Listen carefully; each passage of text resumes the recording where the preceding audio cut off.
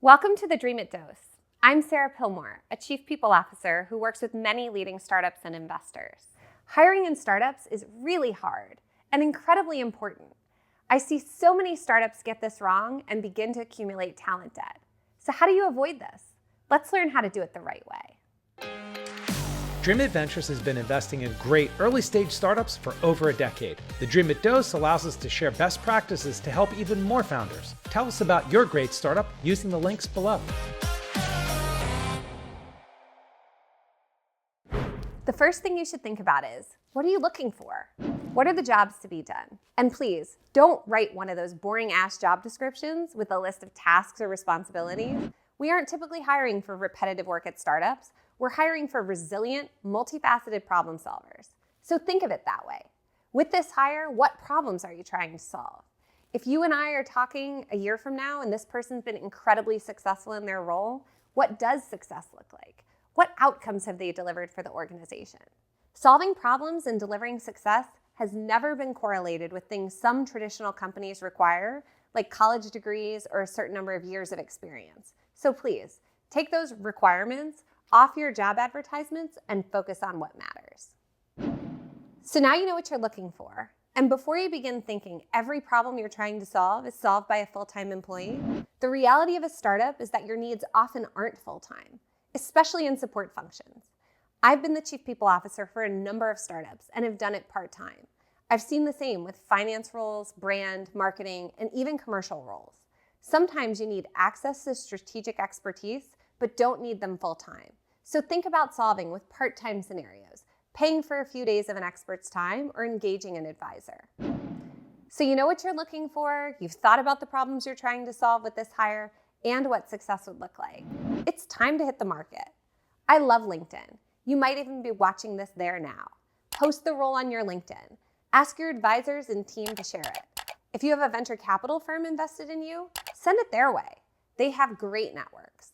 I'm a fan of using a job posting site that allows you to filter applicants if you aren't yet at a point where you have an applicant tracking system of your own.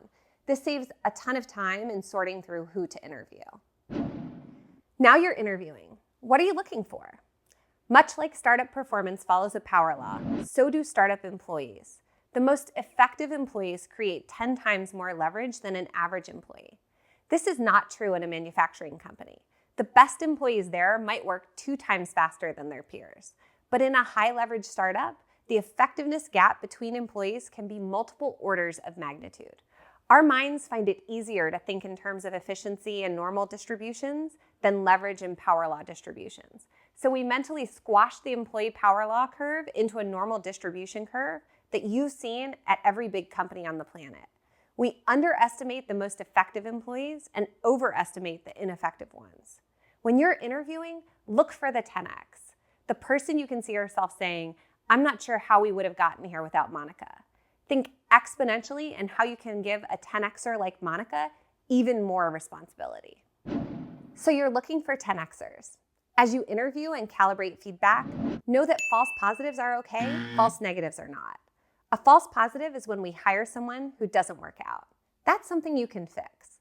A false negative is when we didn't hire someone who would have been great. In most organizations, good hiring is measured by reducing false positives, but it's impossible to know when you have a false negative. This and a reluctance to fire is why companies focus on reducing false positives. It's their only measurement, and firing's hard. I'm telling you now to not be afraid of false positives. A false positive hiring decision can be quickly fixed. However, please be fearful of false negatives. You can never fix a false negative mistake, and the cost is unknown and uncapped, unless you're Facebook, who had to spend $8 billion and give up a board seat to get Brian Acton, the co-founder of WhatsApp, back. So what is the best way to avoid a false negative? Remove consensus as a requirement for a hiring decision. Let the manager decide who to hire. Many of your 10xers will be controversial hires. Their exponential capability will potentially lead to differing opinions. Have a high level of conviction when you see exponential capability and be willing to take the chance on a false positive. The risk is you miss out on a 10xer. The only way you'll get better at hiring is to make the hire, learn, and get better at getting better. For those of you questioning whether it's right or wrong to make a quick decision when you realize someone isn't right for your organization, know this: you are taking risk. This is a startup. Welcome those who want to join you.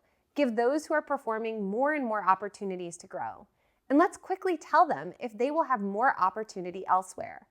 As long as you do it with kindness and respectfully, helping people find their way in and out of organizations is always a good thing. Last, but certainly not least, don't fall into the trap of hiring for culture fit. So many organizations make the mistake of allowing the founder's culture to become the culture, despite the organization growing in size and scale of impact. Look for those who will add to your culture, not simply fit in. Look for different, not more of the same, and see your culture as something that should continue to expand, just like your business.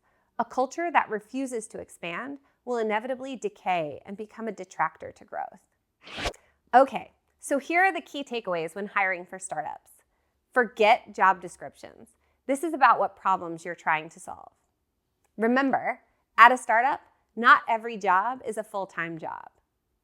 Look for the 10Xer and don't just hire by consensus. False positives are okay, false negatives are not.